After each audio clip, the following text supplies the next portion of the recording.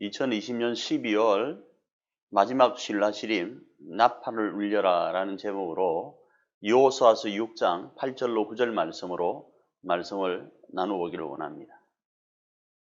여호수아가 백성에게 이르기를 마침에 제사장 7은 양각 나팔 7을 잡고 여호와 앞에서 나아가며 나팔을 불고 여호와의 언약궤는 그 뒤를 따르며 그 무장한 자들은 나팔 부는 제사장들 앞에서 행진하며 부부는 궤 뒤를 따르고 제사장들은 나팔을 불며 행진하더라. 오늘 본문 말씀은 우리가 잘 알고 있는 것처럼 여호수아를 위시하여서 이스라엘 백성들이 여리고라는 성을 향하여 진군하여 나가는 장면을 그리고 있습니다. 그 중에서 오늘 신라시림과 연결해서 찬양이 어떤 위치를 차지하고 있는지를 생각해 보기를 원합니다. 첫 번째, 찬양은 하나님을 찬양하는 데 있습니다. 말 그대로죠.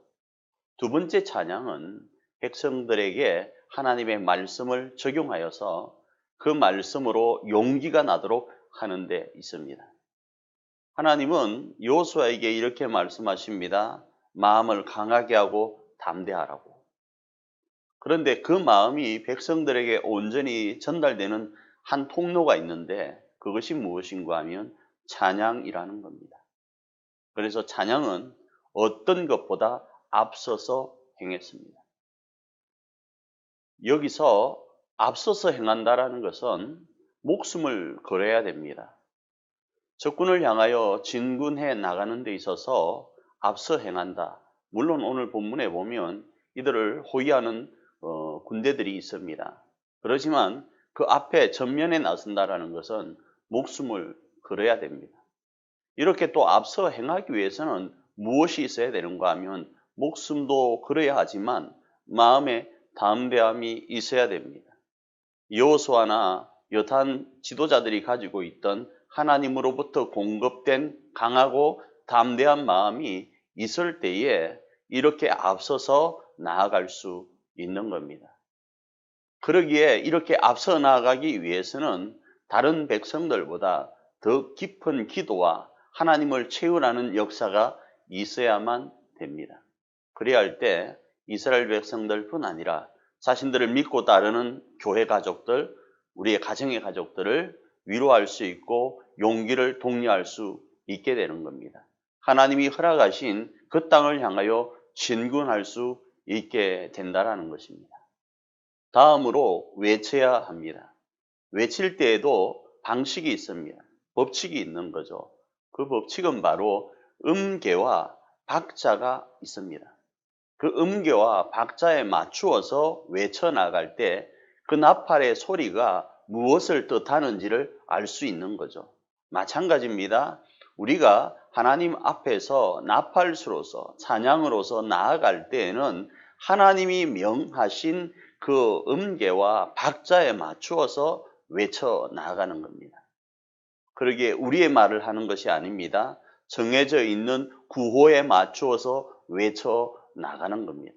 그래야 할 때 백성들이 용기를 얻을 수 있고 하나님께는 영광이 되어지는 겁니다. 그런데 이제 침묵하고 나아갈 때, 다시 말해서 백성들보다 앞서 행할 때에는 나팔 소리를 내지 않았기 때문에 적군들에게 자신들의 모습이 노출되지 않았습니다. 그러나 이제 외칠 때에는 적군들로부터 공격의 대상이 바로 되어집니다. 그러기에 이 외침은 자신들의 목숨을 또 한 번 걸어야 되는 겁니다. 하나님에 대한 신뢰나 말씀의 붙듦이 없이는 외치기가 쉽지 않은 겁니다. 외치더라도 자신감 없는 외침이 될 수밖에 없습니다. 이 찬양의 역사가, 이 나팔의 역사가 백성들을 이끌고 교회를 이끌고 가정을 이끌어 나아가는 신호임에도 불구하고 그러할 수가 없다라는 겁니다. 그러나 진정한 나팔수, 진정한 찬양은 우리를 믿고 따라오는 사람들을 이끌어갈 수 있습니다. 할 수 없어 두려워 떨고 있는 이들에게 용기를 줄 수 있는 찬양일 뿐 아니라 하나님의 말씀을 성취하는 도구가 되어진다는 겁니다. 2020년 12월 마지막 우리 신라신음을 보내면서 우리 가족들에게는 이 나팔수의 놀라운 능력들이 있기를 원합니다.